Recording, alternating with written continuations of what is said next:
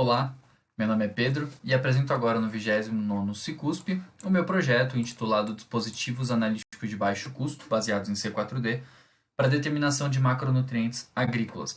Fertilizantes nada mais são do que suplementos nutricionais para o solo, ou seja, macro e micronutrientes que vão auxiliar no crescimento ou vão favorecer um crescimento mais prolífico da plantação, né? Em geral, eles focam no fornecimento dos chamados macronutrientes primários, que seriam nitrogênio, fósforo e potássio, que são requeridos por basicamente qualquer tipo de cultivo em grande quantidade. E para que se monte a estratégia de fertilização de uma plantação, é necessário primeiro conhecer o perfil nutricional já existente.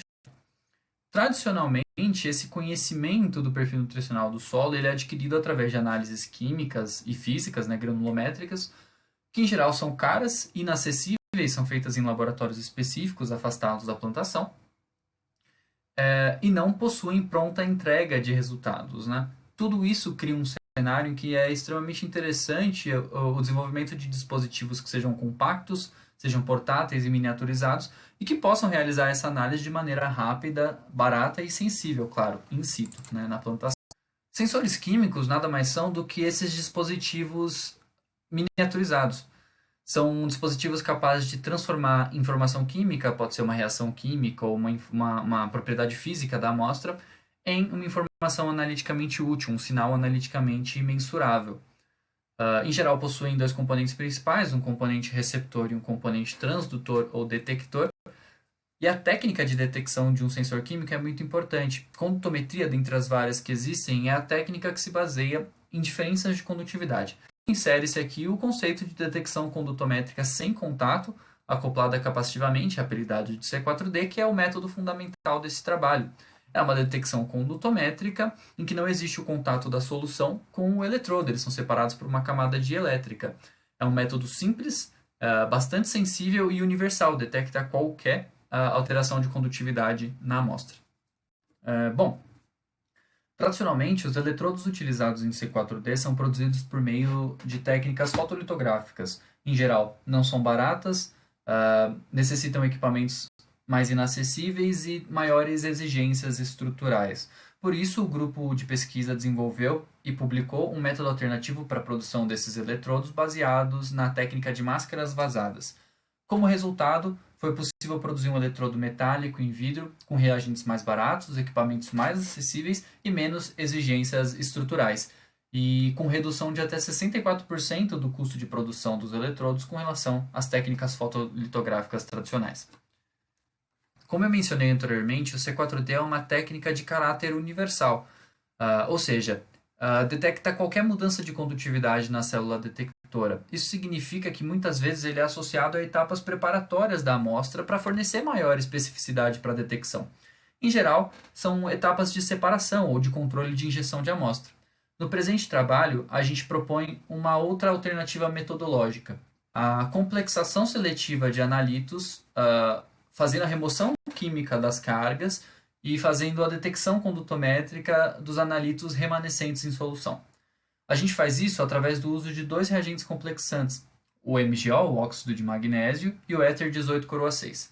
Nenhum deles é comumente associado a essa aplicação na literatura, mas ambos já foram relatados fazendo a captura ou a complexação desses íons. Bom, objetivou-se, portanto, com esse trabalho a padronização do uso de um eletrodo metálico em vidro, produzido com um método de máscaras vazadas e, portanto, com materiais mais acessíveis e métodos mais simples, para a detecção de NPK com o uso da técnica C4D. A metodologia C4D basicamente se resume em um gerador de funções que fornece a corrente alternada de alta frequência pro eletrodo de excitação no eletrodo metálico em vidro, posicionado dentro de um suporte específico que também se conecta ao equipamento C4D.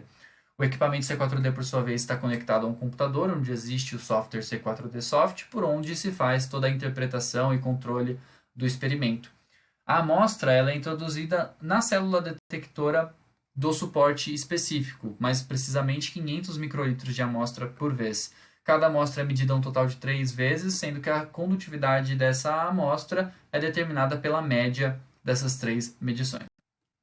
Passando então aos resultados, em primeiro momento foram produzidas as curvas analíticas de cada um dos íons isoladamente. A maneira como isso é feito Primeiro, otimizam-se as janelas de concentração ideais para cada íon, para o trabalho com cada íon. Foram testadas janelas mais amplas e foram se estreitando até que se chegasse em uma janela ou uma faixa ótima de detecção para cada íon, ou seja, uma faixa em que alterações mínimas de concentração produzissem boa alteração de condutividade, significando que a responsividade no sistema naquela faixa de detecção é maior. A sensibilidade dos eletrodos, que é determinada pela área do eletrodo sobre a inclinação da reta da curva analítica de cada íon, também foi ótima para os três íons, sendo que o mais sensível é o do fosfato, ou seja, aquele que produz maior alteração de condutividade percebida, ou do sinal percebido, por a área do eletrodo. Outros parâmetros importantes para a qualidade da detecção, o parâmetro de repetibilidade e reprodutibilidade, também foram calculados. Repetibilidade está associada à estabilidade das medições em um mesmo eletrodo, ou seja, qual é a taxa de alteração ou erro produzida para medições subsequentes em um mesmo eletrodo. E para os três íons com concentrações específicas, a gente teve uma repetibilidade bastante elevada. E a gente teve que, em nenhum dos casos, ela ultrapassou 4%, ou seja, com não mais do que 4% de erro, utilizando-se eletrodos idênticos produzidos pelo mesmo método, mas eletrodos distintos, a gente não teve um erro maior do que 4%, indicando que existe boa reprodutibilidade associada à detecção C4D com esse eletrodo. O cálculo dos limites de detecção e limites de quantificação também foram feitos para os três íons utilizando esse eletrodo. Basicamente, esses dois componentes ditam qual é a quantidade mínima detectável e quantificável de analito utilizando esse eletrodo, ou seja, qual é o mínimo, a mínima concentração de analito detectável e quantificável. Os valores encontrados para o limite de detecção e quantificação dos três íons com o eletrodo proposto também foram calculados como satisfatórios, principalmente tendo em vista a aplicabilidade proposta. Em primeiro momento, deve ser notado que para o íon amônio, tanto o limite de detecção quanto de quantificação foram cerca de 10 vezes maior do que para os demais íons. Isso se explica pela curva analítica, pela inclinação da curva analítica, que para o amônio foi cerca de 10 vezes menor. Isso indica que a sensibilidade de detecção desse eletrodo para o íon amônio é menor do que para os outros íons. E isso é corroborado pelos limites de detecção e quantificação, pois, como a gente pode observar, o eletrodo consegue detectar concentrações cerca de 10 vezes menores para os dois primeiros íons do que para o amônio.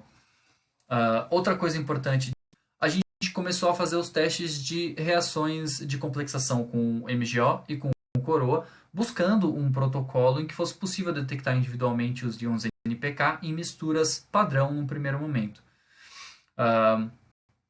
Como resumo dos testes que aconteceram até o presente momento, a gente tem que não foram muito elucidativos, pouco consegue se inferir sobre a utilização do MgO, ou óxido de magnésio, e do éter 18 coroa 6 como reagentes complexantes eficientes ou efetivos nesse processo de detecção individual para cada um dos íons. E tendo que, até o presente momento, não conseguiu se desenvolver um protocolo consistente com o uso dos complexantes propostos para detecção individual dos três íons, decidimos testar uma abordagem distinta.